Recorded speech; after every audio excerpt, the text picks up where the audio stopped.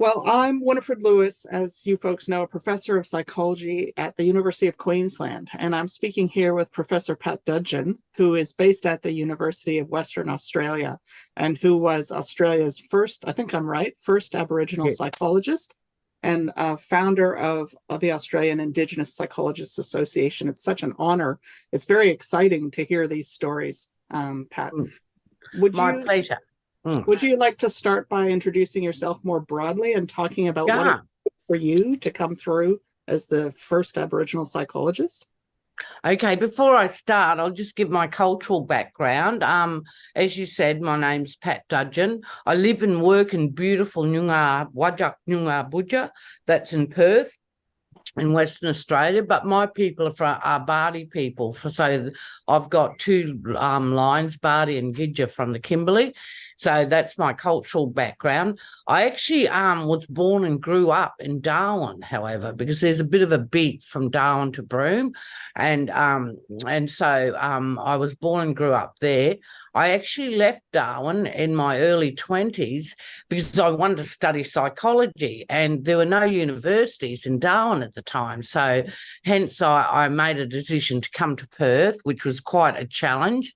But I came to Perth and started studying psych back then. That was the early 1880. That was the early 1980s. So it was, I was quite considerably young too. At the time, I didn't feel young, but and I got through it. I mean, it was really hard yakka because I'd left school when I was 15. And so, I was always interested in scholarly activities though. So I'd done some programs at the local community college and made the big jump and got a mature age entry into it was called the Western Australian Institute of Technology at the time. It later became Curtin. And I studied psychology. I actually did anthropology as my minor. And So did I. I loved anthropology much more. Yeah. Psychology was so ethnocentric, and anthropology, at least you had that opportunity to step into, the shoes of another culture. And I did feel like changing courses partway through, but I thought, no, the reason I kept on going is because I'd done a lot of swapping and changing throughout my life, and I thought, no, I can't do that now. I've got to stay with this. Yeah. So that's why I continued with psychology, and I graduated. I didn't know that I used to hang about at the Indigenous Studies program at Curtin, and it saved my life. I don't think I could have continued if it wasn't there. So my hat is always off to the big value and importance of the Indigenous support programs. They just kept me in there. I would have left, I think, immediately. But it was there that I found good Indigenous colleagues and friends, great support. We did a lot of activities. I probably was closer to the other Indigenous students than I was to psych students. Later on, I developed some strong relationships, but not initially. So anyone who's considering studying whatever, go to your Indigenous program. They will support you and give you the sanctuary that you sometimes require. Yeah, I want to spend a couple of moments, if it's okay, exploring two of those key themes. One of them is the tips that you would give to other people like yourself who find themselves the only Indigenous person in the department, the only Aboriginal woman in the department. And so one of them is reach out to the other guys in other disciplines. And the second theme is, you mentioned that psychology was sort of limited and racist. That's certainly my perception of it as well. So a lot of people they wanted to help other people. Even at UQ, when I came here 20 years ago, they were going into social work and counseling that were seen as more open, whereas psychology was so dogmatically CBT. What attracted you to psychology in the first place? And then how did you navigate that limited worldview when you were coming in? It was actually what you'd already said, that I thought I could, by doing psychology, I'd help people. So that's why I wanted to do psychology. I felt I could be helpful. And then it was just I probably would have changed. I mean, anthrop, I didn't have any experience with sociology, but I loved anthropology for some Mm. reason. I just totally loved it. And Yeah. all my marks reflected that. I had the high marks in anthrop, and the lowest mark I ever got was in statistics and whatnot. Um, so, but you have to just grit your teeth and go through it. There were Yeah. some units I did that I absolutely loathed. But if you're in a program, you just, do enough to pass or get the required grade you need, and just grit your teeth. Yeah. So it is a hard, I speak now having done it all. But at the time it was like it was insurmountable. It was like this a huge task, and I didn't know as much as I would have liked. I think I wish I had done a bridging course. So I think if you're a student, Indigenous or non-Indigenous, and there's an opportunity to do a bridging course, do take it, because give you, if it's a good bridging course, it'll give you mastery over writing. So it was hit and miss and learning how to write an essay when I did my work, but it'll give you those basic academic skills and personal skills too, knowing what your program is, and putting that together, navigating university system. So do avail yourself of those supports if they're there, and the networking. That's important. You need to build good networks with your fellow students. Because that helps you. You get an opportunity to discuss issues, social opportunities, obviously, and you get personal support from other students as well. Yeah. Awesome. So there you are. You finished your undergrad. What happened then? Where did you go next? Well, it was a bit of a weird zone, because this is back in 87, I think, when I graduated. I knew that psychology didn't fit Aboriginal people. I knew that immediately. And at that time in Aboriginal affairs, no one talked about mental health or well-being. We did not talk about it at all. I think a lot of the activities and the struggle was about trying to get recognition, and also the way forward was seen to be, getting economical self-determination. So it was still a very, there was still a big activist part of Indigenous affairs, and we students engaged in that. We'd go off to the land right rallies and what. So we became quite politicalised during our program, our studies at university, certainly.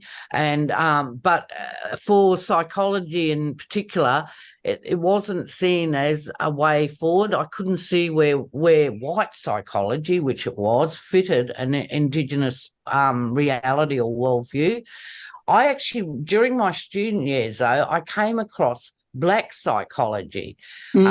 So that was led by the African American psychologists in the States, and I remember sitting down. That had a big it was gave me an epiphany, if you like.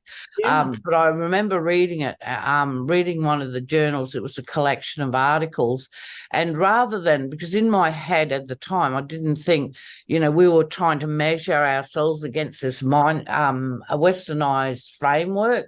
So, our critical thinking was very limited then, very limited.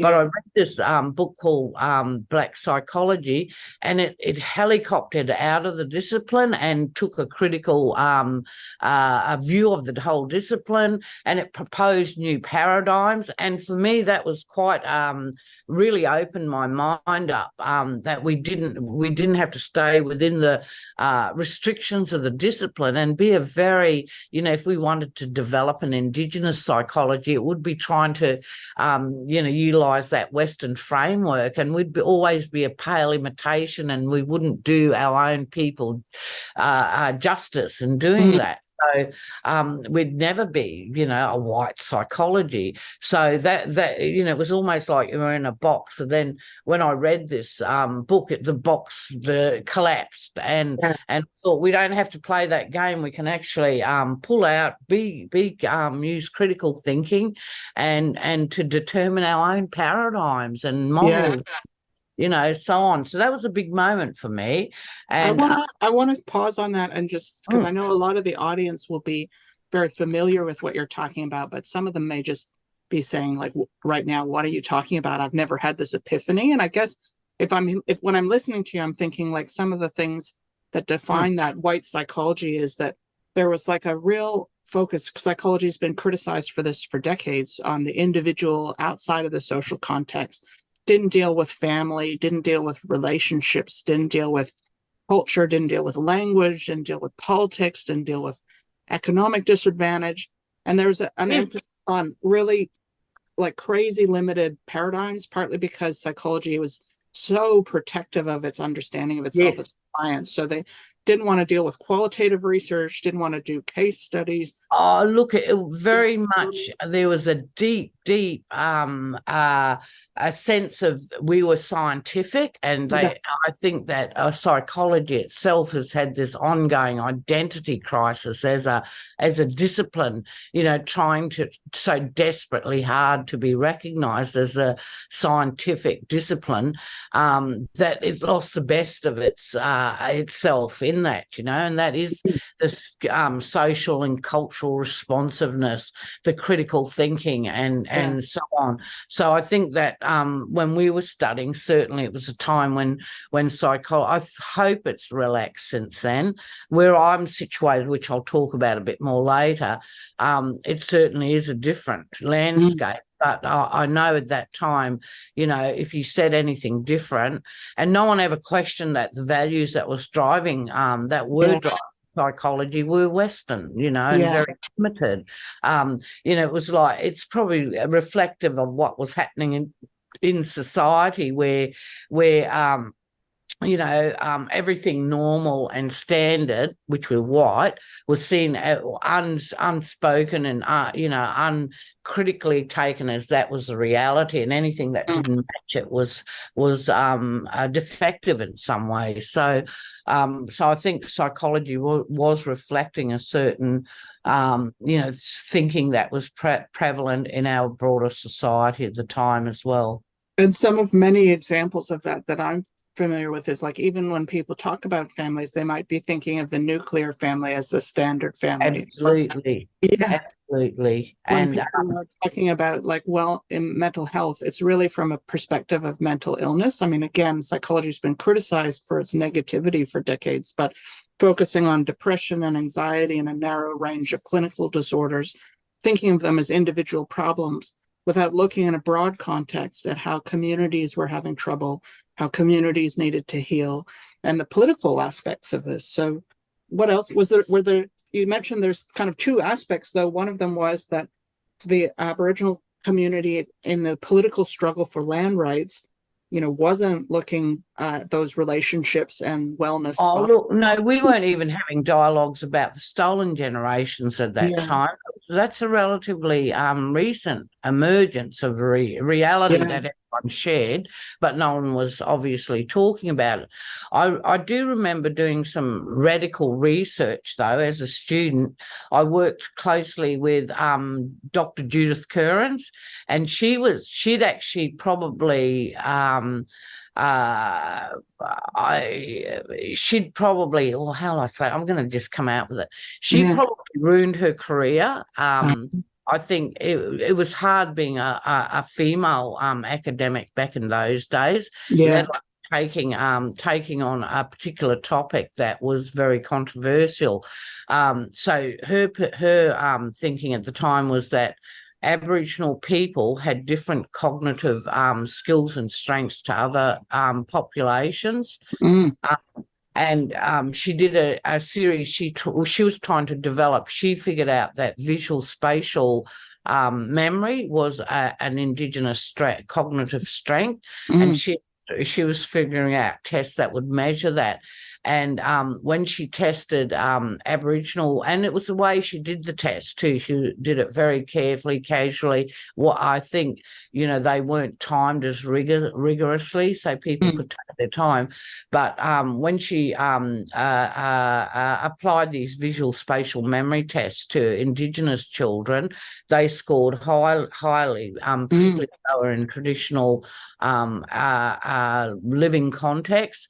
Even urban Aboriginal children scored higher and closer to the Aboriginal group than they did to the non-Indigenous. Non-Indigenous children scored poorly. So that was interesting, and I did a bit of work with her about that. It wasn't very popular. I think that, white Australia wasn't prepared to hear that, Aboriginal people were coming to the table with any strengths all of the time.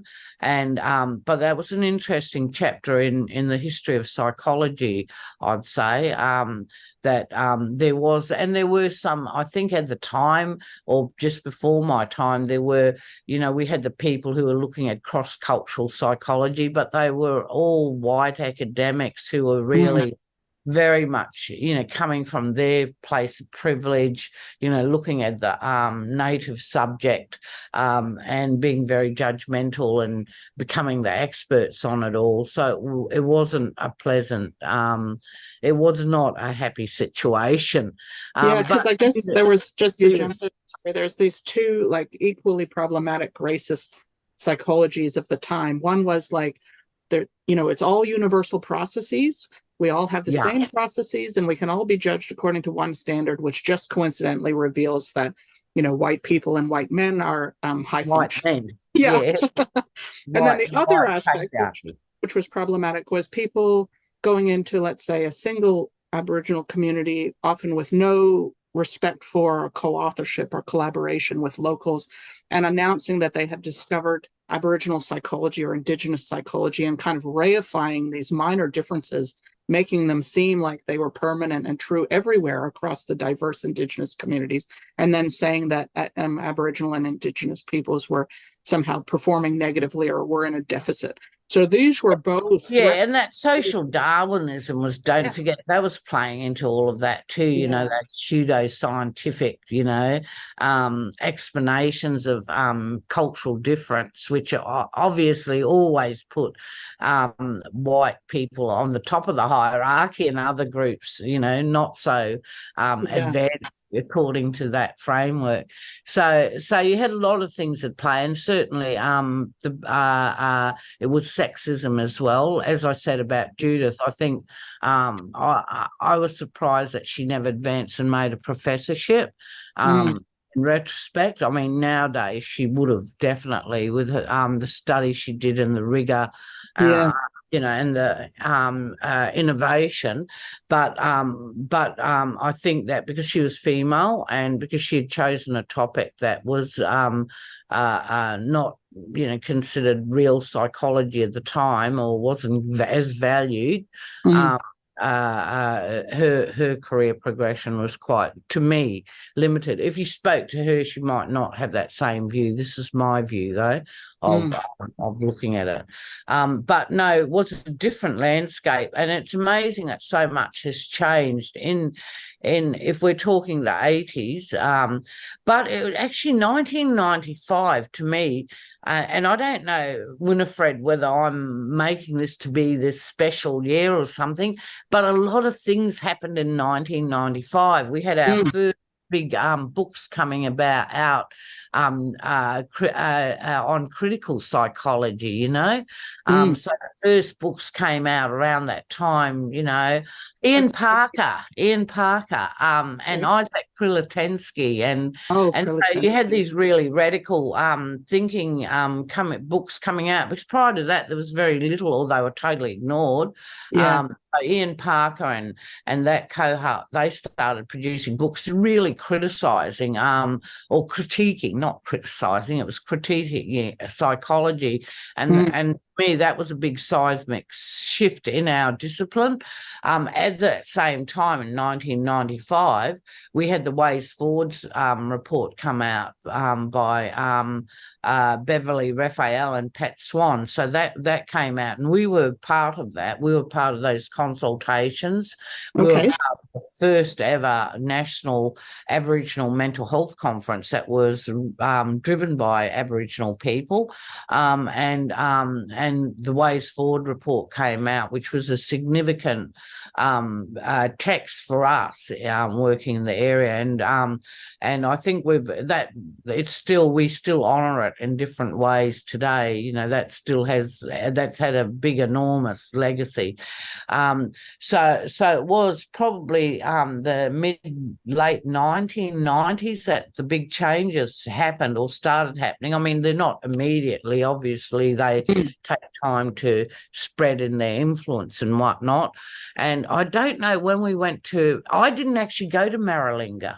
Yeah, okay. But before we get there, can I just pause and ask you, reflecting on that period, what advice or lessons would you draw for how to get to that critical step? Like, obviously, in a way, today's generations of psychologists, Indigenous and non-Indigenous, just benefit from what you guys have already done. But there's still many areas where there's big gaps and there's a lack of community of scholars. So what advice do you give to people on bringing people together, forming those intellectual collaborations and drawing the strength to create the first conference, the first book, the first this, that, and the other? I'd say, well, we were very passionate. And I notice I do say we, it was never me on my own. I always had a group, a fluid group around me of friends and colleagues. Yeah. So we were very passionate about it. And I used to do a lot of work with an old mentor, Carrie Pickett. Mm-hmm. And we used to go to the APS conferences. We were very much on the fringe, though, having said that. And we'd try to gather together Indigenous students and Indigenous psychologists. So we were trying to bring us together and to provide that support network, if you like, for everyone at the time. But mainstream psychology didn't recognise us at all. Yeah. We were okay. The community psychologists were a bit more inclusive. So I think finding your natural home where for us, it was, doing our own business, but also linking in with other like-minded psychs and groups of psychs like the community psychologists. So they were a bit more share the same values and aspirations as we did. But if you're going to start something, I'd say with your group, don't expect everyone to think the same. Don't ever be a cult leader. Encourage differences of opinion, but obviously the big picture stuff is what will draw you together.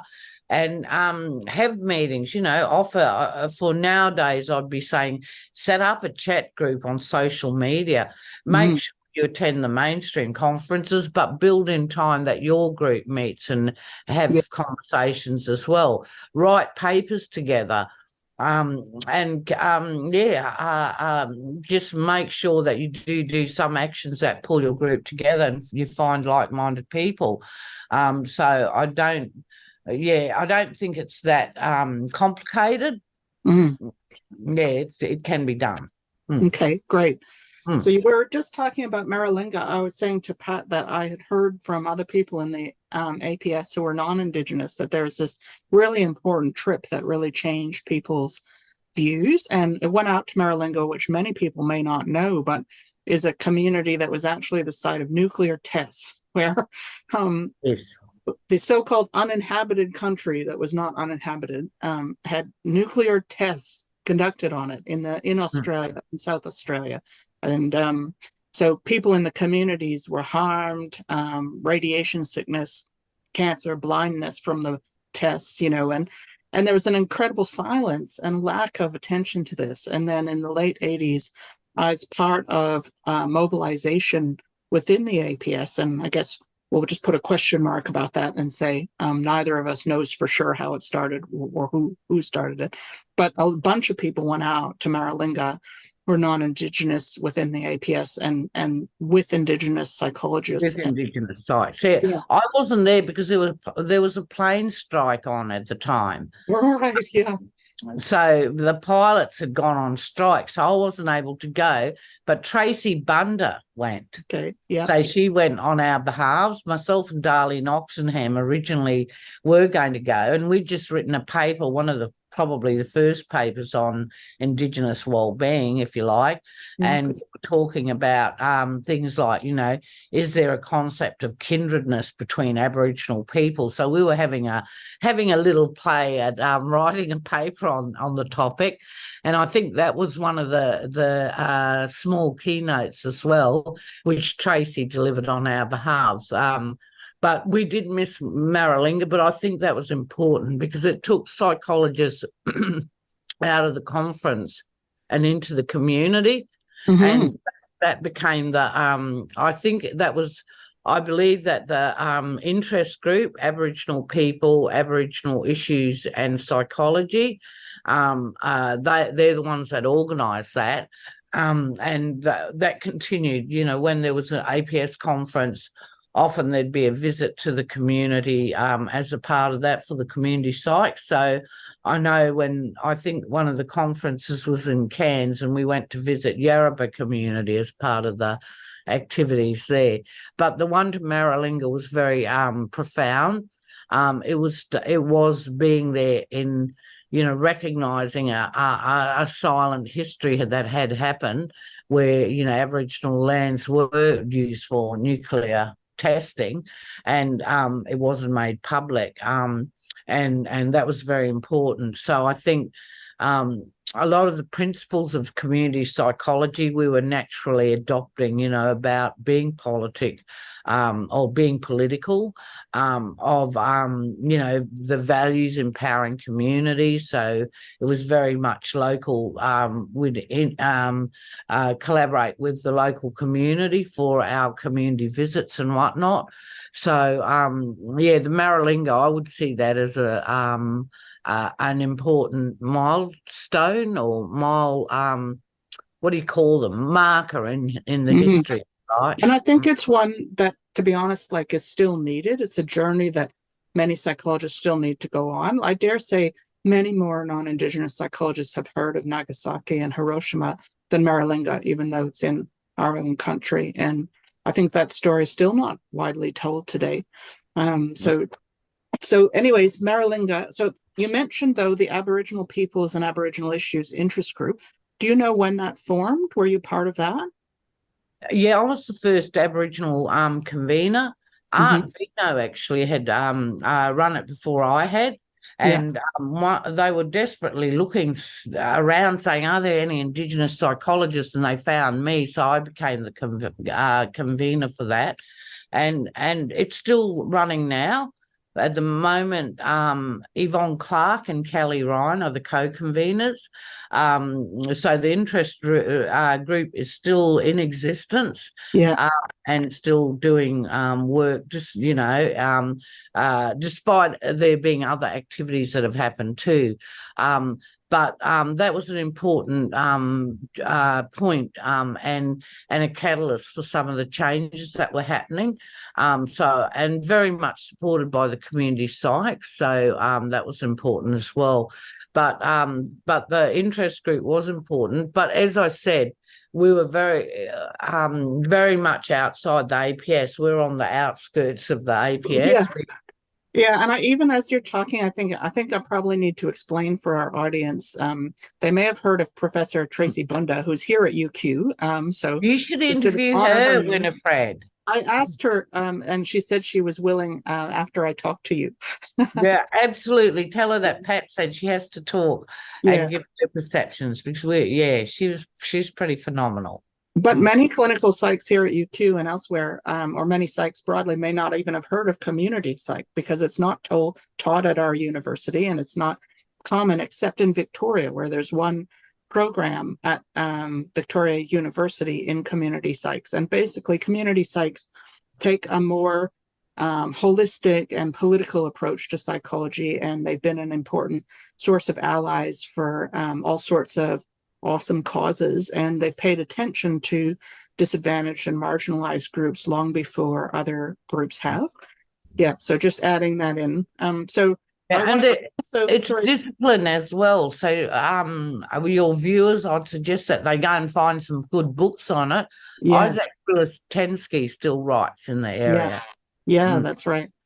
And the other comment I would make is I just wanted to highlight two awesome dynamics of the formation of the interest group. From the sounds of it, it was partially founded by non-Indigenous allies that wanted to spotlight important issues that have been neglected. But then there was critically a handover to the leadership of yourself as an Aboriginal woman, rather than maintaining a sort of parochial, benevolent, patronizing, absolutely. Yes, they walk their talk. So I have to say that.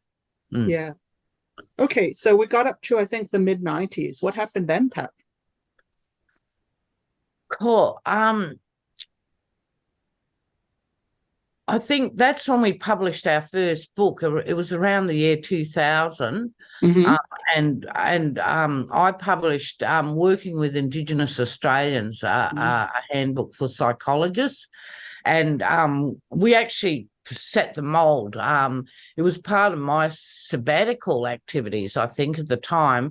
And everyone got sick of me talking about this great book I was doing. Because it seemed to go on forever. But the editors of it was myself, Darren Garvey and Harry Pickett, and just working on it, trying to figure out what needed to go in there. But we set the mold for other texts that came afterwards. It was a great book, and it was the first time, because we'd been going to many conferences, doing cultural awareness and whatnot. So the book was an opportunity to put all that into one place. And it was very much about, it had different chapters, and it was about, it wasn't all Aboriginal. There was a mixture, Aboriginal and non-Aboriginal authorship, but we tried to cover all the main topics that we thought were important in there. So it was an excellent book, really, for its time. The Centre for Aboriginal Studies at Curtin published it, so we were there was a cost attached to it, and we probably didn't promote it. After my sabbatical, I got back into management, and I didn't have any time. So all my life until recently, I've done management, so that absolutely takes up all your energy and time. We probably didn't promote it as much as we could have. So it was quiet. People knew about it. And then the government actually decided soon after that, they decided that they would do a textbook on mental health for Aboriginal people. There was a whole swag of initiatives that they were trying to get going, and I don't think many of them were successful. The book was, however, but they had subcontracted an outside group who had a good reputation, but they had no dealings with Aboriginal people. So we were involved, and they they did it in a real white way. They'd put they'd put authors together who would talk and cheese, and we were saying, don't do that, it's not going to work. And then we'd get reprimanded. So we thought, stuff it, we'll just do our chapter, the rest is up to you then. And we'd done our chapter that we were supposed to do. And then the editor said, no one else has done their chapters, so we're just going to publish some monographs. And we said, no, sorry, you took the money, you took the responsibility, you have to see it out. So that's when we got involved and worked basically for nothing. To bring this book to completion, and it was brilliant. And because it was a government publication, it was free. So that was our first working together book. So that went out everywhere. I think, and the timing was right as well. I do believe that, maybe you've got an initiative, but you might have the wrong time and the wrong place. Yeah. The timing was right for this book. Within a few months, over 50,000 copies were sent out. That is awesome. Wow. Yeah, that just hit out there. And then we negotiated with the government to have a second edition, and I think the first one was in 2010 and the second one was in 2014. Yeah. So I'd taken that over by that stage, and so there was myself, Helen Milroy, Ros Walker. We were the three editors for that next. And we put social and emotional wellbeing in it. So there were some new chapters. The other chapters had been updated, and that also has had a similar success. Can you talk about the concept of social and emotional well-being and why it's so important as an experiment? Yeah, I'll happily go there directly. By then we had some special editions of Australian Psychologist. Yeah. Which I was the first special edition. I shared that with a non-Indigenous colleague. The second one, I was the editor. So there was, allies helping, and then a handover, as it should be. And right now, I've actually done the handover to a young Indigenous Noongar psychologist, and they're doing a special collection for Australian, or the online version. Australian Psychologists, and that'll be on Indigenous knowledges. And I'm seeing all these wonderful emerging Indigenous psychs, and they're all wonderful and fabulous. In 2008, though, IEPA was launched. That's the Australian Indigenous Psychologists Association. Yeah. So we'd come together to do a project for the APS, and in the process of us coming together, we established ourselves as a group, and that still is ongoing. It's a voluntary organisation, but it punches way above its weight. But we here and there we've tried to seek money, but we haven't been successful. But regardless. Psychology now, Indigenous psychology and psychology has become a big issue. So we need to try and get funding again. And I'd like to see more support going out to members and young Indigenous psychs who are studying. So, but with that's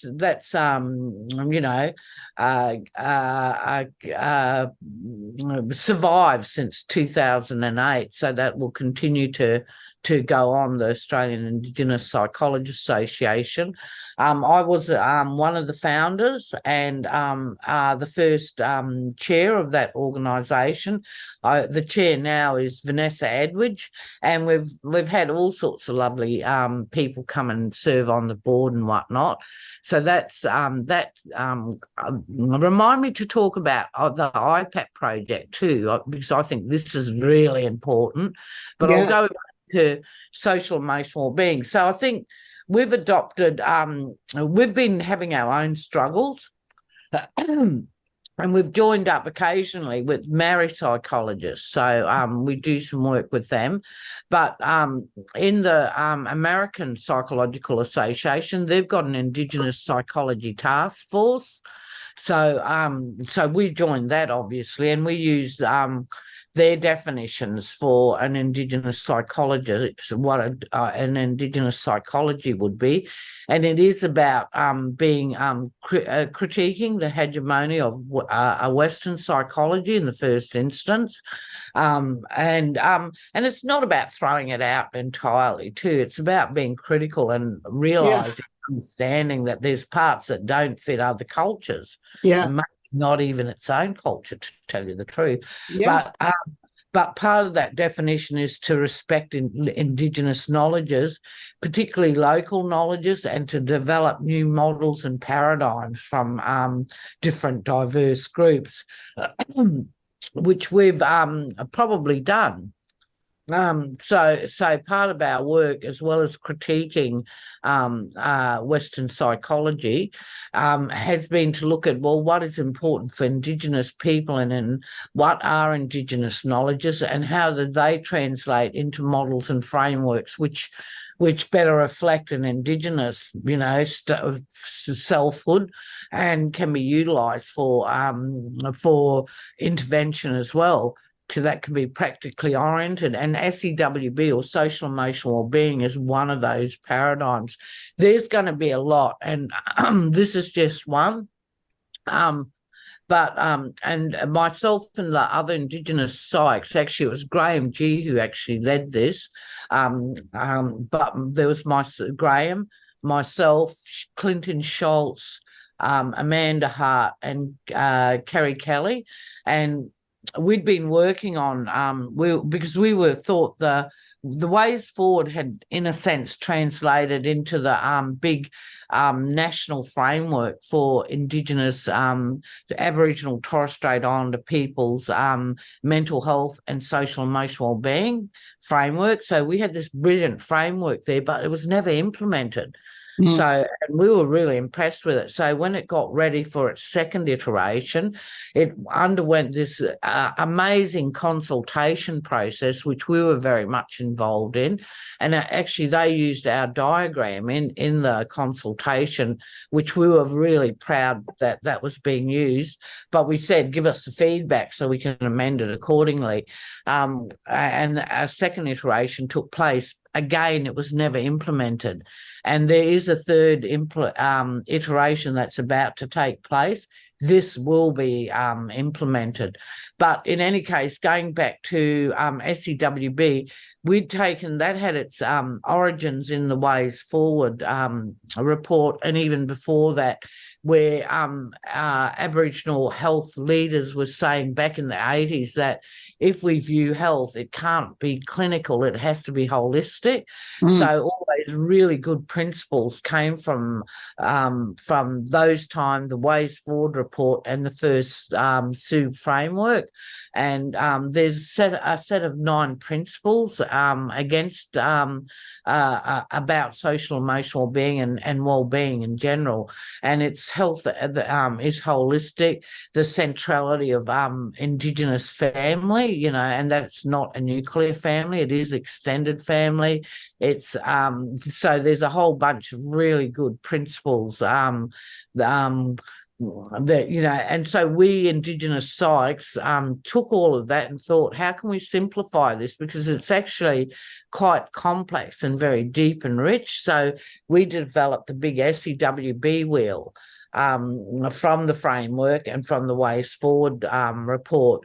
So in our SUB diagram, you've got self in the middle, and then yourself as a human being is developed by you need to pay attention to your mind and your body, so your physical well-being is important in that. And also in terms of an intervention, you should be eating well, exercising and all that. But mind is your connection to mind is an important things, your emotions, regulating yourself, navigating reality and so on. But which is probably psychology in any case, it's about your physical self and your mental self. But where it differs is that then the next connection is to your family and kinship. So again, not a nuclear family, but that is important and fundamental. Family is fundamental for Aboriginal people. Probably other cultures as well. I hear Italian people, for instance, saying, "Oh, that's important for us as well." But your social contact is very important. Your family kinship is very important. So the next domain, if you like, is your connection to community. But your families make up that community as well. So there's a lot of overlap between the domains, but we've simplified it, if you like. And then the next one is connection to culture. So we are cultural entities as well, and we will express that in different ways and experience it in different ways as well. But some of the solutions for us need to take into a cultural context, if you like. And then the other domain was your connection to country. And we'd originally said connection to land, but the feedback from the consultation said call it country with a capital C. So that, again, very important for Aboriginal Torres Strait Islander people. And the final domain was your connection to your ancestors and your spirituality. So that again was very important. So all these different domains make up the SEWB diagram with self in the middle, but importantly on the outside of it. And you cannot have a discussion on any Indigenous issue without considering a history of colonisation. So there's historical determinants that influence everything, social determinants that influence everything. So we know that, employment, income, housing and accommodation, experiences of racism, all, the classic social determinants, they're always at play for Aboriginal Torres Strait Islander people. So the social determinants, historical determinants, political determinants, because we are, it's interesting that we're having the voice now, because prior to, and I hope it is successful, Me but too. we're at the whim of the government and their policies, and have been since colonisation. And the final one were the cultural determinants. So we added that in later on because they were important things to be considered as well. So we got the diagram up. We did it. It's in a chapter of the Working Together book, the latest version, and it's just gone like wildfire. It's been we still do. We have gatherings now. This is because a lot of the Aboriginal community control sector have taken that up. Prior to this, I think that everyone was a bit apprehensive about going into mental health, well-being, or suicide prevention, even though it was all happening around us. But and they weren't. I think that in previous times they were considered probably clinical, and people felt inadequate to go into those spaces. But I think we've played a role in demystifying it, that everyone has a role in suicide prevention. Everyone has a role in well-being, and we can all access it. It's just that it has to be communicated in different ways. So our SEWB work has, I'm just amazed when I see that diagram being used everywhere pretty well. And it's been so useful for our people. So that's what thrills me. And now we still have, have started having gatherings to talk about social emotional well-being, because a lot of the ARCHO sector are looking at how they do an SEWB service where they consider all those domains and whatnot. So there's been a increased focus on that area at a number of different levels, and it's really exciting, very exciting to see. So we're thrilled to bits. And we just recently, last week in actual fact, we had a big, our fourth big national SEWB gathering in Darwin. So that was fabulous, listening to what people were doing, had the Nunkri healers there, and a lot of different AMSs or state affiliates presenting on the work they were doing. NACHO has just done big surveys on what sorts of SEWB services. Just want to interrupt you for acronym watch. So can you please tell us what AMS and NACHO stand for? Oh, okay. And maybe you should do a glossary of terms. Yeah.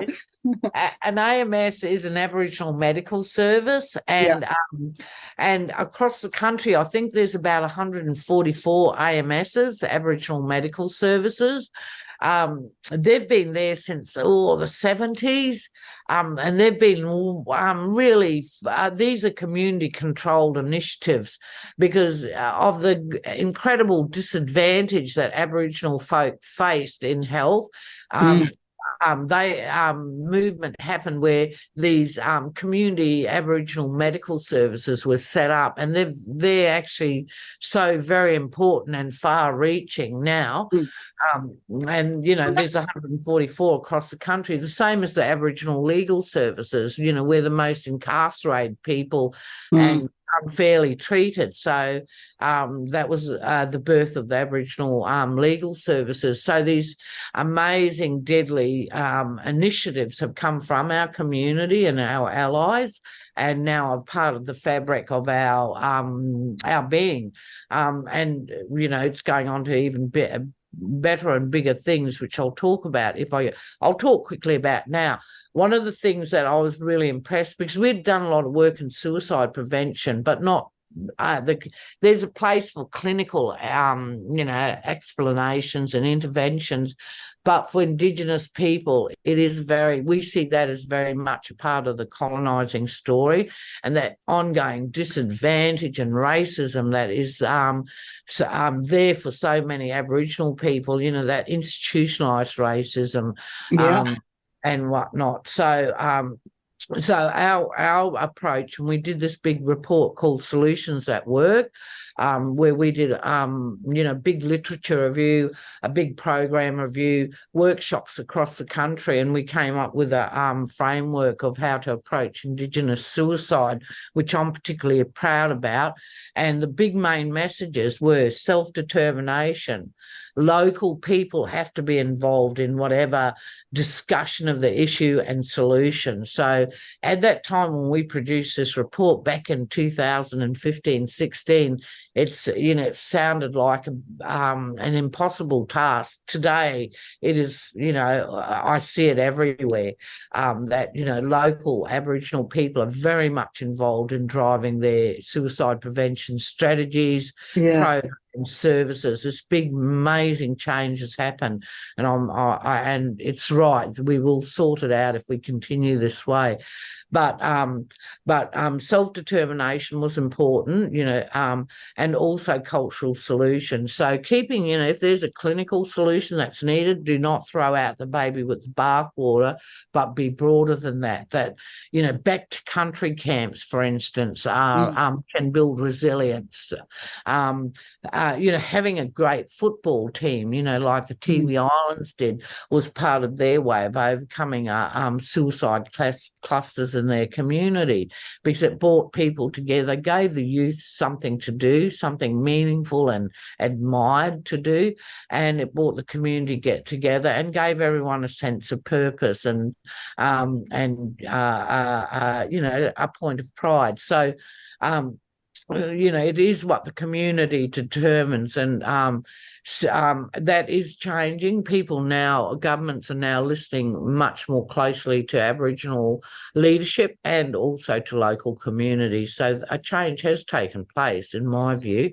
Pockets of racism, which have been emerged with the campaign for the referendum, I'd say, but overall, I'd say that Australian society has changed for the better, and governments probably know that unless they do change, they're just part of the problem, and nothing, it'll stay as it is, and that's their responsibility. That is such an incredible arc, right? From being really the first person, the only person, to growing a community, to giving voice to that community, sharing learnings from that community, and then changing the mainstream, right? That is a huge I'm just a little drop of water in the big wave that's going forward. I've had my place, certainly, but I don't see it as my individual efforts only. It's been, there's been this wave of change that we've been a part of, if you like. Yes. Yeah. And I want to ask you about that, but I first want to remind you wanted to talk about IEPEP. So that this is an initiative to indigenize the curriculum, a good segue. So part of we'd done this project back in 2000 when was it? Might have been 10, and I'm a bit disparaging of it, and Belle and Joanna say that I shouldn't, it actually did have change. Anyway, we won this OLT grant, and which is Office of Learning and Teaching, isn't it? Yeah, Office of Learning and Teaching, to look at increasing the number of Indigenous students in psychology, and also including Indigenous studies into the curriculum. And it was a bit of a journey, because even some of my co-researchers were I just assumed from our interactions that they were understanding of Aboriginal realities and differences. But I think when you actually start doing the project, that's when it's different pictures can emerge. Anyways, we got through it. It was a massive project in some ways, and many different bits, the people were interviewing. I interviewed the Indigenous psych, some people interviewed academics, some people interviewed non-Indigenous students, and so on. But we produced 3 significant reports from that. And they were frameworks for including Indigenous students into psychology programs, a framework for including different ways of including Indigenous studies into psychology curriculum, and then a framework for professional development, so ongoing development of psychologists. And we presented that, to HODSPA, and HODSPA is the heads of psychology. Yeah. Schools and psychology, schools and departments of psychology associations. So they're all the heads of the schools of psychology across Australia that come together. So we'd present it to HODSPA and various other places, and then we got busy moving on with other things. It did have a quiet change that, when something starts quietly and then gathers momentum, because it started to impact on the APRA, what do you call them? Standards. So they started looking at that's the Australian, I think, Professional Regulation Association, and they set standards for every profession in Australia, including psychologists. So Pat's talking about how they started to take note of this. Yes, and they actually are, at that time, APRA did set up an Aboriginal group to start looking at cultural responsiveness standards. Again, we were part of another wave that was happening, but certainly I think Greg Phillips chaired that group originally, and he was part of our original project as well.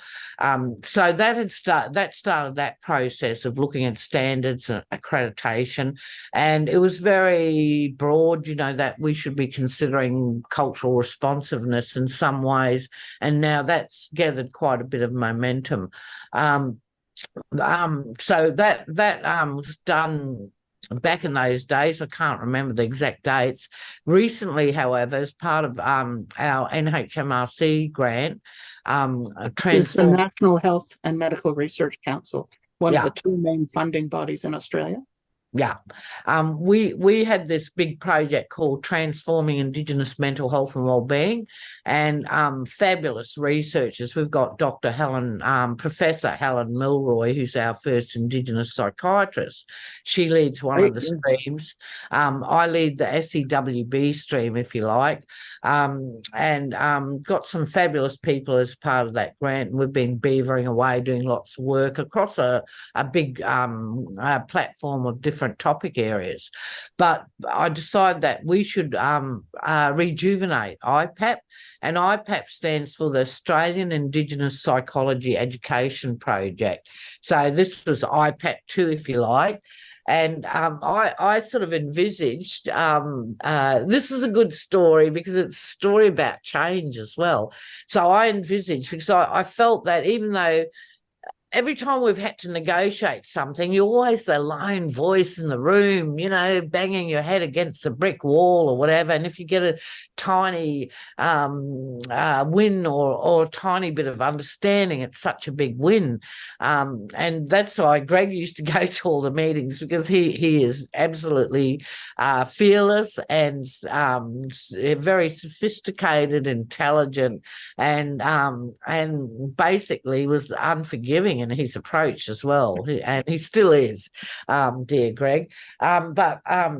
So I thought, let's revive the project, and I envisaged that it might be a few like-minded people who are making changes in their programs, and we'd come together and write the odd paper and get together at conferences or whatever. So I was seeing it more as a very laid-back sort of exercise, but we'd at least come together and start talking and supporting each other again. what happened was this amazing response. So everything went crazy. It's like I was very suspicious, I must admit. I was thinking, what the hell's going on? Myself and Dawn Darliston Jones, my colleague, we were saying, hey, this is unusual. We're Because not you had a forum, right? And there was like, it was an online forum, and there was hundreds of people that signed up to it. That's what you're describing, right?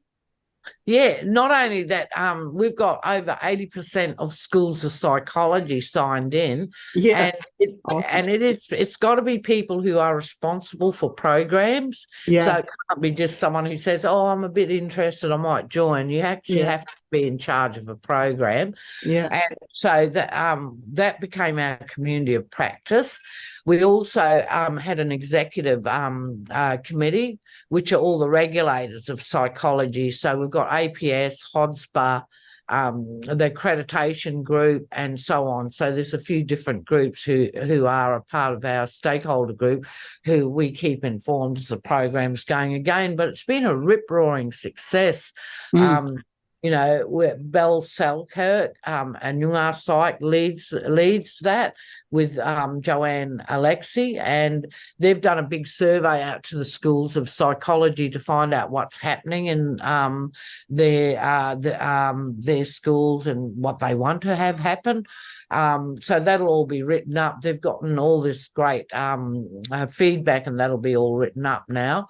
There's been, as well as the ongoing community of practice, which are that's for the people who make up that group. And our attitude is no judgment. So, people we were very clear of that it had to be for those who joined in, because they mightn't have any choice on what they can deliver in their programs. It might be their school might not give them much latitude, or might not be able to. So our issue was no judge. We come together, we talk, we share ideas, we problem solve with each other. And I think that happens on I think they have 2 meetings a month. So one of the meetings are just sharing and talking across issues. The other meeting is where they have someone present and talk about either what they're doing, or a topical issue or whatever. So they have a guest speaker. So that's been, not everyone turns up at all the times, but it's been very successful. And I think what I like about that group too, that it's evolved, that there's actually subgroups that are looking at, and they're about to publish a paper on pathways. So what schools of psychology can do to increase the pathways for Indigenous students. There's all lots of different little groups that have been set up, one on research, I think, and I'm sure there's another one which is important, but it slips my mind right now. But I must say that is, to me, one of the jewels in the crown of the whole Translating Indigenous Mental Health and Wellbeing, and the success that it's had. The outputs it's about to have, and moving the paradigm forward. I think that's the most important thing. It's moved the whole Indigenous psychology paradigm forward. So I'm very impressed with that. And for me, it also signals a change. So, 10 years ago, we wouldn't have been able to do this, but what's happened is that I believe that Australian society has changed and become a lot more progressive and open-minded. And I think young psychologists want different things out of the discipline now. They're not satisfied with the pseudo-scientific offerings that were there before. They want a discipline that's more socially conscious, socially active. So, for instance, I'll talk about the apology later maybe, but the APS and IEPA put out a statement on Black Lives Matter when the Black Lives movement was happening. So we've come out strongly in the Australian side, and they did recently put out a statement supporting the yes vote as well. So I think people are expecting much more than their disciplines. We can't pretend to be objective. We be objective in certain contexts, rightly so, but we can't pretend that we're not part of a society that's changing, and that, you know, we as individuals in our discipline needs to make stands on racism, exclusion, on climate change, and everything else. So we need to stand up for good, eh? Yay. Say it, sister. Yeah. Yeah. I mean, I think one thing I'm conscious of, just to let you know, is that I'm lucky enough to have tickets to Australia's quarterfinal with France in the World Cup today. So in about 10 minutes, I may have to. Oh, okay. Well, this might be ample. I have to finish part one, but I would really be, if you're free tomorrow to have that part two about the apology, I really want to hear your words on that. Okay. And okay, this moment we'll go. I'll say listen in, because there is going to be a part two. This conversation will be continuing. Great. Click. I'll do the click. Hi, everyone. This is Winnifred Louis, professor in psych at the University of Queensland. And this is part two of a rich conversation with fearless leader, Pat Dudgeon. Pat, will you introduce yourself again, just briefly, in case someone... Well, just again, my name's Pat Dudgeon. I'm a research professor with the University of Western Australia. I head up two projects. One's called the Centre for Best Practice in Aboriginal Torres Strait Islander Suicide Prevention, and the other's a big research project called Transforming Indigenous Mental Health and Wellbeing. So I do a lot of advocacy work. Part of my the big research project is looking at Australian Indigenous Psychology Education Project. So probably doing a lot of work there. Very proud of that. And I think, the last session I spoke about, you know, some of the work we've been doing, but also some of the good changes that have been taking place in Australian society, but in our discipline. A bit more about me. Sorry, I forgot to do the cultural bit, is that while I live and work in beautiful Noongar country in Perth and Western Australia, my people are the Bardi people from the Kimberleys. Yeah. And over here, I'm on Turrbal country, which I didn't say yesterday either. And my ethnic background is diverse, but coming from a range of British and European sources. So we were talking yesterday about the IEPEP project, which is the Australian Indigenous, project? Darn it, I've forgotten the acronym, but to improve education. The Australian Indigenous Psychology Education Project. That's right. And I wanted to just say, because we really covered an enormous span of time and effort and struggle, some different lessons that I saw at different stages. So one of them was, and I think you said this beautifully last time, but a lot of the first generation kind of activism, when this is a new project, a new cause, is just naming and truth telling. So just saying what you are covering is not enough. The variables that you are looking at are not inclusive. The standards that you put forward do not apply to me. That truth telling can be done as an individual, and it's very powerful, but it also, of course, gains a lot of support when you find other people that can help you and reality check and validate and encourage you. Because at first, a lot of people will be dismissive and they will see it as outside the scope of the discipline and too political, and they'll label you as unscientific. And that can happen to your allies and mentors as well as yourself. But of course, it particularly targets the young early career researchers coming from an Indigenous background or another marginalized background. Then you get to a stage where everyone's like, yes, I heard what you said and I've been thinking that all along. Can you help me? And so that was the kind of bewildering part when suddenly all these government people come out of the woodwork and they were like, how can we use what you say in our everyday work? And that project of research, translation, and application, I think they do a lot better in clinical than in, say, social, but someone needs to do it. And it often is a psychologist that needs to do it, an Indigenous psychologist in particular, to be the bridge, but also in partnership with allies and other people. And so part of it is developing instruments, and those instruments and frameworks at first may seem like they're falling on deaf ears until suddenly you hold a conference or something and there's like 100 practitioners there, because the normal audiences, the normal metrics may not ping for your cool work. So like you might not have great citations, for example. That's a metric we have as scholars, because the people that are responding to your work are out there in the field practicing. Or it could be that like the people that are excited who are scholars are not in your field. So your head of school doesn't know that you're actually fabulous because none of their networks are pinging to this new buzz, the amazing stuff. And then you get to a stage of implementation when the practitioners try and use what you're saying. They go out in the field. And of course, there's a need to refine the model, and multiple generations of projects need to occur. Like you mentioned, IEPEP led into IEPEP 2.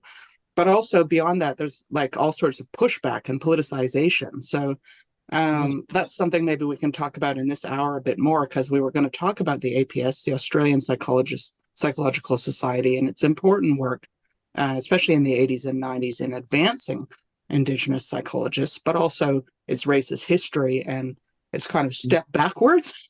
So we'll see how political you want to get, Pat, but those are kind of some of the thoughts that I have. So the way that I would frame that for a young person that's listening is you do need to be aware. You need to be savvy about what's happening in the political spaces. So absolutely. Yeah. And also accept that even though there's this great wave of positive change that's happening, it's not uniform. Neither your little back pockets and backwashes of conservatism and racism. So do expect that, and try and manage it, in a way that's educational. But if it isn't going to work, make a change, walk away, I say, if you can. Well, that's right. And I think that's such a hard judgment call, because sometimes you throw your heart into something, an institution, you want it to love you the way that you love it. And then you realize, well, an institution is not a monolith. There's good people and there's social justice concerned people. But like you said, there's also people that don't give a hoot about that, and they have other agendas, whether that's blue sky discovery or whether it's corporate profiteering, and none of that's sympathetic to social justice and social change. And then there's overt racism that's just still out there. And so, walking away. And you said the other day, Pat, when we were talking, don't burn your bridges. Can you say what you mean by that? Yeah. Well, I'm a terrible bridge burner. Usually, when I have a big disagreement, I do walk away and burn my bridges. If you can avoid burning bridges, it's better, because you might want to go back there one day. So I think that, if you can be responsible with the disagreement or the struggle that you have to go through, as much as you can. Usually if you're in a struggle, though, you're usually you're not dominating. You're feeling emotional. And you're also fighting against a bigger foe, so to speak. So it's difficult to be gracious and to be able to walk away lightly, because you're usually trying to change something in the status quo, and the status quo is a powerful thing. So I say that knowing that, and there's rewards and there's punitive outcomes too if you challenge the status quo. So you need to expect that as well. That sometimes it doesn't go down well, but I guess it's all about how you do it, and keeping your integrity and honor in it all as well is very important. So, I think that for all of us, try and live an honorable life and speak your truth without, getting emotional or subjective to the people who don't necessarily agree with you. So probably I've burnt lots of bridges. Some I've regretted. But I'm just saying that if you can, sometimes there's no other way forward other than that. But if you're caught up in a conflict of ideas, to be, to try and convince other parties of the worth of your good ideas. And if it's untenable to stay there, if they're not accepting it, you might have to leave. But to try and not leave with bitterness, I think, because I think the bitterness makes you less of a, it might be justified, but I think we've all met bitter people who have been bruised by their workplaces and whatnot, and it's not attractive, is it? It's not. It's ugly. So if you try and be stoic, rather than bitter, one has a choice. I don't know. Depends on the situation, I suppose. But a stoic outlook would be better than a bitter one, and obsessive too. So I've met people who have been in their perception, and they probably have been wronged in their positions in the university, and it absolutely breaks them as a human being.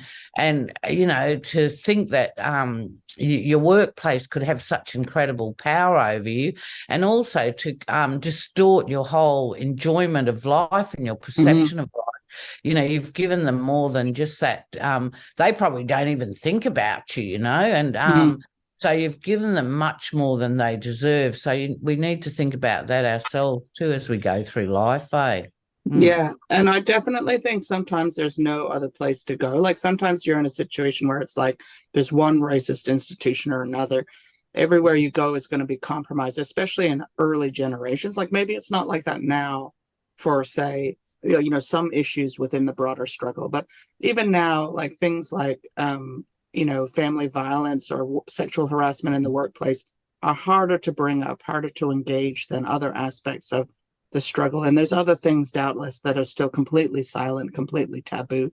So sometimes there's nowhere you can take it safely without affecting a professional integrity. And then I feel like really there are those two choices, like you said. Like I recommend that you can, be a ninja, like you can, sometimes you can say, look, you can say openly to someone, I disagree with you, but I recognize that you don't agree with me, and then stop and not add the clause where you're like, and you're a racist, but just, know that that's true. And then wait 5 years, because sometimes people change from forces that you can't control.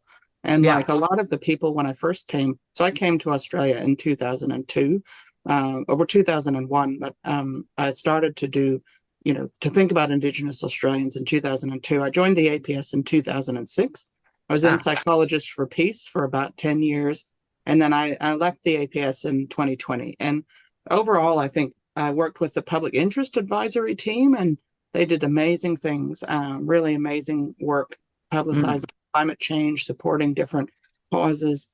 But I guess what I saw is those tides, like you said, of, differences that at first, you could wait a bit and you see this rise, this energy, partly affected by factors like leadership and also the social zeitgeist and just personalities, particular allies.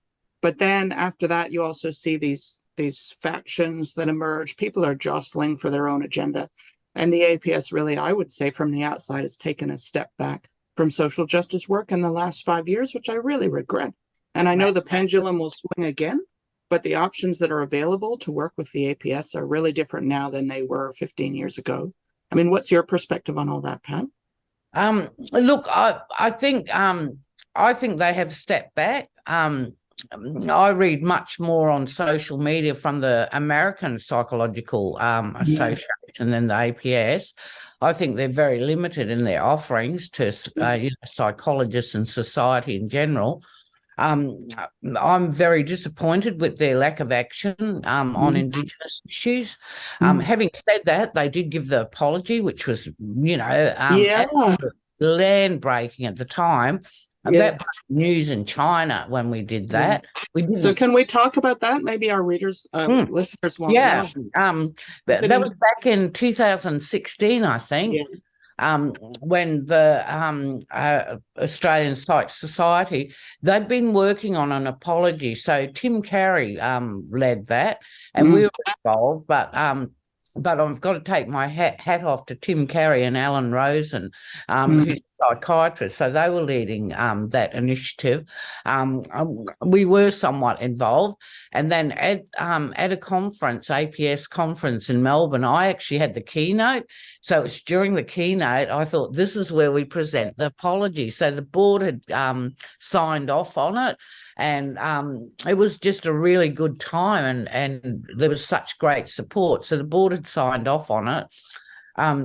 And so I made space in my keynote, and I called all the Aboriginal people up from the audience, all the Aboriginal psychs and whoever was in the audience, and we all stood on the stage while Tim read the apology out, and it was magnificent. It was a really moving moment.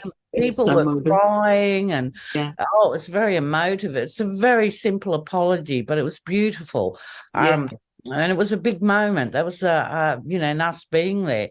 You were there, obviously, too, were you? I was there. And, again, it's the power of truth telling. So for a lot of psychologists that might never have heard it, the leader of the APS, that is a national body, just said, look, we have a racist history, and the way that the discipline developed and how it was used in the past harmed people. It wasn't just ineffective. It harmed Indigenous Australians. It was racist in its delivery, racist in its formulation. And, we're sorry. And I thought it's beautiful. It's so powerful. Very emotional. Oh, and Mike Curious was the president at that time, and he was standing next to me. I always have that photo. If you go to the APS website, there's a photo with Tim doing the presentation, and then Mike standing on the side going, oh, my God, So it was a wonderful moment. Now, after that, there were some workshops. So the APS supported workshops that Tim and Tanya Hiravonen did at the time, but they were short-lived. So I think we could have done much more after the apology. We didn't follow through. No. It was enough in itself, though. I know the APA, the American Psych Association, they actually attempted to get an apology up, and they have and recently they actually got it through, and they acknowledged the APS apology in there because they'd based theirs on ours, but they've got much more substance to their apology. So they've made bigger commitments for to welcome diversity. They also, without making a hoo-ha, they have a lot more diversity activities happening, like the president of the APA is an African American psychologist. Is it? Yes, it is, isn't it? I don't know who's in charge of the APA now. I'm kind of disconnected from them, but I do know they've had more than one Black president, and they've had many initiatives, as you talk about, and they've got a Native American on the board, I think. And also they put out articles and commentary about diversity groups, so often I repost their material because it's much more relevant to us. So how to deal with racism, trauma, coming from a history of colonization or slavery or whatever. So they're very much more active in obviously inclusive, and also even at a superficial level, the photos they use and whatnot show the diversity of their membership. Ours is still very white bread, it's all you wouldn't think there was a person of colour or another cultural group in Australia. It's all non-Indigenous images, which says a lot. That's powerful, right? Again, a lot of people maybe that are watching this might be thinking, if they're not people of colour, if they're not Indigenous Australians, well, that's just because most psychologists are white, but that's not the point, right? It's who you choose to show and how you choose to represent and how you choose to welcome. And that's where I guess the couple of things that I heard you say is, one, firstly, when other countries, other organizations are doing it better, you can totally borrow their resources and network with them. And sometimes your initiative will springboard their initiative, which can come back and hopefully springboard our response. So it can be a virtuous cycle, as well as, of course, the possibility of a racist cycle, but also that, people are often captured by other agendas. Like my reading of what's happening with the APS is there was just a decision, weirdly, about professionalization. It's affected a lot of people. As an academic psychologist, I've been affected because, and that was part of the reason for my leaving the APS. It just became obvious that there was less and less relevant to scholars, full stop. It was just going to become more about this practitioner, clinically, counseling kind of focus. And it's just frustrating. And then they, as far as I know, they fired their whole public interest advisory group, which was doing such magnificent work. Or perhaps they kept the advisory group, but they lost the paid staff that were doing. Yeah, I think they did a big, maybe some restructure was required, but they did it in a way that cut off all the bits that were about, the important things, elements of being a psychologist too, being interested in women's issues, social issues, climate change, and so on. Connecting with the community, because the psychology is so relevant to all those problems. Psychology is so much more than mental illness and mental health. Its psychology is social relationships and social cohesion and responding to climate change and resilience and all that stuff. Not to say that there aren't many ongoing initiatives, but just to think of how, like, if you're a young Indigenous psychologist now, definitely working with IEPA would be, very much. Definitely with IEPA. But cut your own leadership as well, I'd say.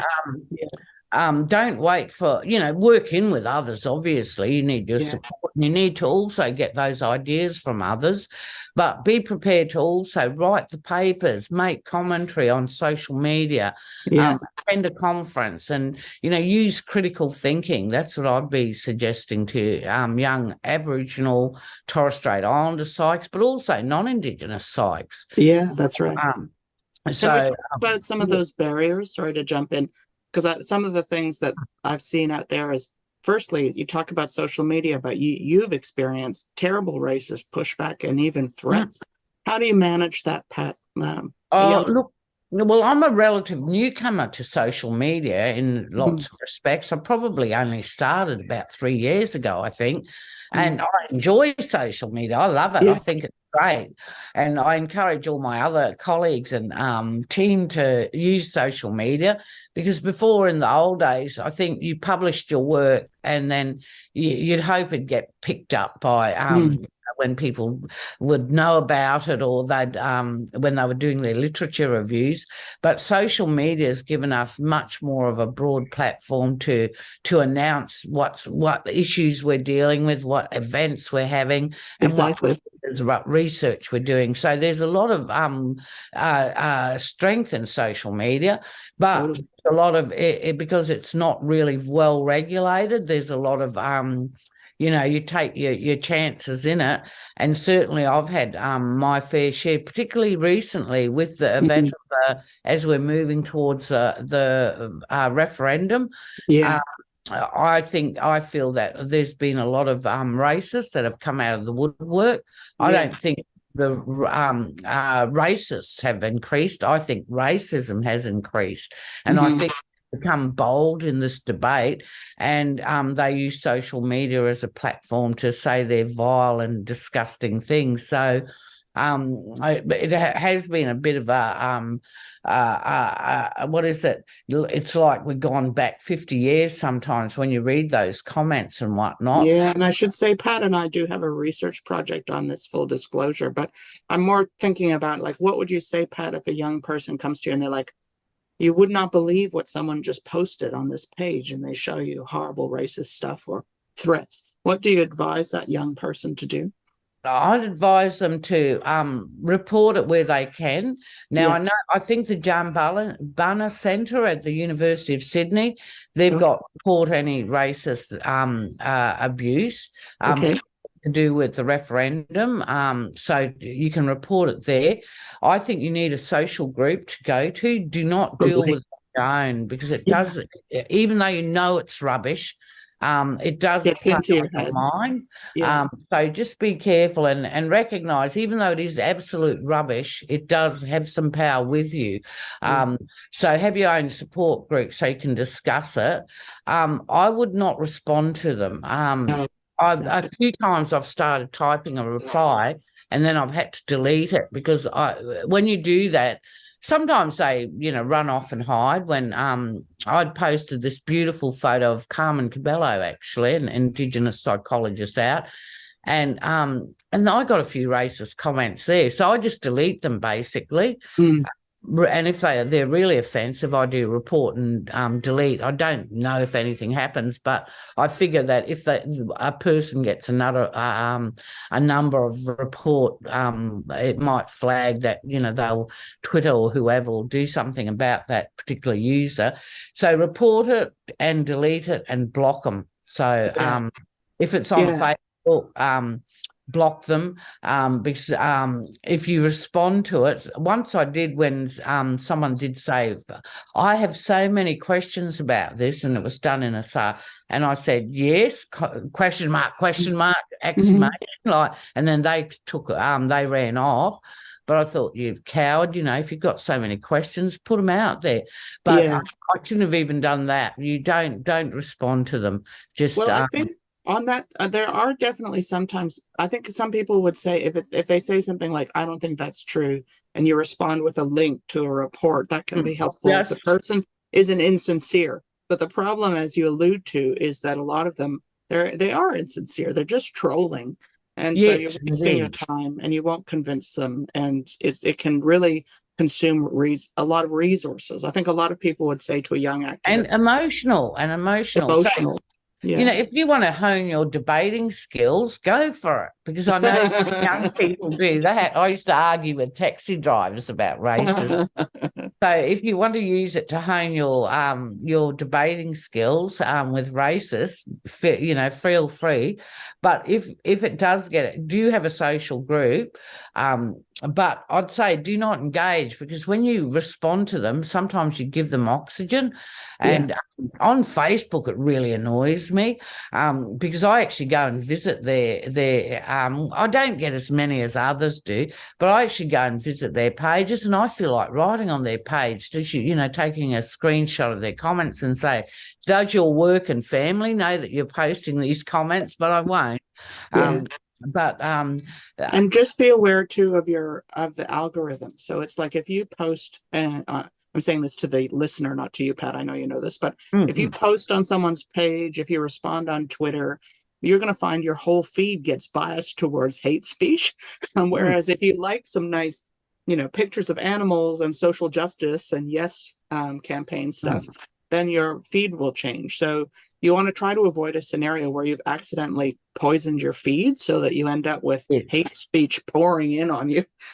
if you go out, and I've seen people do this, people have gone out defending and trying to take the racists into account, then they get more racist. So not only the ones they're responding to, but others jump in and pile on. They are trolls.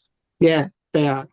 And the other question, we already talked about this, but burnout and how to avoid it. And you mentioned one pathway is if you're going to leave the environment, and we talked about maybe, stop fighting a particular person or issue within the environment if you're going to stay there and wait 5 years, because they may change. But there's lots of other things you can do about burnout, right? Do you want to give some advice on that, Pat? Yeah, look, again, a strong social network is important. So I know that I personally have got a good network of other Indigenous psychologists and mental health professionals, and I'm there for them too. Sometimes they'll just ring up, have a vent about, a meeting they've been to and the racism, and say, just listen and, provide your good comments. But having that is important. To debrief with. I think having other things in your life too, because I'm preaching this, but I don't practice it. That in your life, it shouldn't always be about work or the cause or whatever. Obviously, if you get great joy and enjoyment, you're very fortunate, but you should have other elements in your life, like, whether it's doing artwork or other hobbies that give you joy as well.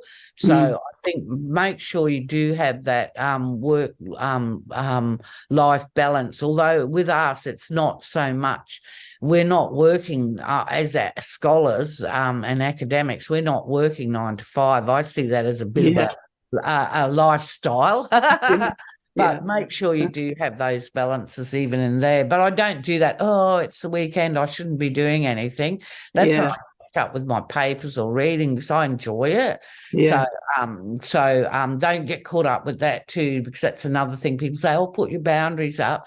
Do put them up, but if you choose to break them for whatever reason, enjoy it as well. So And one thing I think too is like there's different parts of the struggle are harder than others. Like dealing with toxic racist personalities is extremely hard.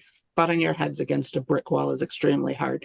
At times when you might be tired of system change stuff, you can do something a lot more fun, like go to like an event or volunteer at a stall or be part of an art collective or something like that. Because it takes, firstly, it's bounded, it takes less time, but also it's more joyful. It's actually positive, it's restorative. Listen to media, read, connect with people who are positive forces and listen to you with respect. I think a lot of people feel when they're junior, they're not sure what's normal in academia, because academia can have a lot of bullying that's positioned as if it's good advice for you. And some of it might be good advice. And there might be people that you want to be in a relationship with that are quite abrupt and harsh in their way they interact with you, but they give really good advice. And they see you as a person and they value you. But I think that a lot of early career people that accidentally pick the wrong supervisor or that are in the wrong department, they might not have that confidence to say, actually, I don't know if it's racism or just a personality flaw, but this is unacceptable. I don't want to be treated this way. And that's where the social group can be so helpful. The social group. And also, I have a couple of mentors. I wouldn't just have one. When I've always had different mentors, even though some of them have been very brief. They're all very informal. But have different mentors too, because no one person, it's like being in a relationship, isn't it? No one person can give you everything you need. So again, you pay it forward, you'll do that to others as well. So don't be afraid to take from people, their good advice, energy and time, because you will give that back. That's so true. Well, I'm thinking about people listening to this, and I feel like they would just be so educated and inspired by you. And I'm thinking, how should we finish this? Is there anything you wanted to say? Have we talked enough about the apology? Should we say more? Or no, I think where we left it, and I hope APS will do more. I've been in discussions with them, and I'm hoping they'll do more about the apology. I think that I hope they'll do more about an advanced RAP plan, for instance. So, and I think that what they've been doing recently has been just a bit of window dressing. Lately. So just to jump in, Reconciliation Action Plan is a commitment in Australia that it's like a formal nationwide framework where your organization or institution can sign up to do concrete things to advance reconciliation in Australia between Aboriginal and Torres Strait Islander peoples and the non-Indigenous peoples. And so, it can be very symbolic, and that's powerful at first. But if you're 15 years on and still symbolic, that's a problem. So, they've got different stages. So APS was supposed to go to the advanced stage some time ago, and they have never done that. So it'll be interesting to see if they take that up. Regardless, I think for me, the APS is important. I grew up with them. As soon as I became a psychologist, I became a member of the APS, and I'll keep my membership. But they're not the only organisation in town. There's other, we've got, for me, it's Indigenous Psychologists. We've actually got an international group of Indigenous psychs as well. And we might very well build, I'm part of the APA task force for Indigenous psychology. So we and I think the New Zealand Psychologists Society is pretty progressive. So there's other groups you can join as well. And get have representation there. So I think be strong. My concluding remarks would be to be strong. Don't get frustrated if you don't achieve what you want. Be careful how you communicate your message. And I'm only saying this from personal experience, because when I was young in my career, sometimes I said things in a very bad way. It came across as aggressive and judgmental, and I didn't win any hearts. So think about how you communicate and go about business, because I think that if you're and the situation doesn't warrant an aggressive approach, do not use that. I've actually shot myself in the foot, so to speak, by using the wrong approach, and probably out of my own nervousness and lack of confidence when I was younger. So I'd suggest that, but do get a good social network of colleagues who will support you and keep you on the reaffirm your commitment, and also challenge you if you're wrong. I've got a couple of friends who will tell me when they don't think I'm right, and I actually trust that. If someone else, I'd say, oh, you've got an agenda there. But do get those couple of people who if they say something, it is so, and that they're doing it with love for you, and not try and manipulate or play a game or whatever. Does that make sense?